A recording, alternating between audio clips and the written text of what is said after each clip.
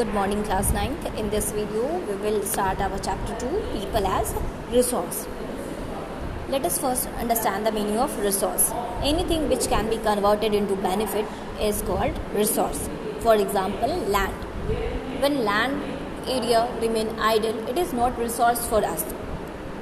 And when we start using it, when we get some benefit from this land area, this will become resource for us. For example, when farmers start growing crops on land, then that idle land become resource for us. Same, when people give some benefit to our society, to our country, then they become resource for us. Then they become resource for their society or for their country.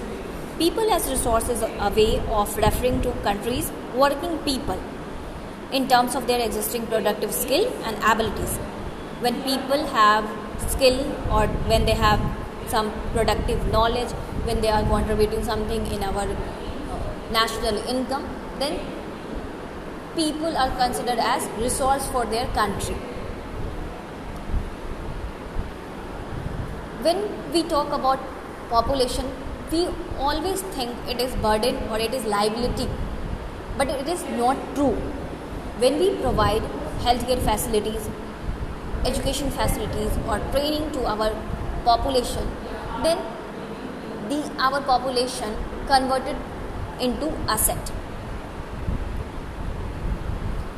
So when we provide training, healthcare facilities or medical facilities to our population, they converted from liability to asset. They converted from burden to resource. Human capital formation means when we further develop our human resource. When we provide more education facilities, more healthcare facilities to our people, then their productive skill or knowledge or their abilities will improve, and this is called the human capital formation.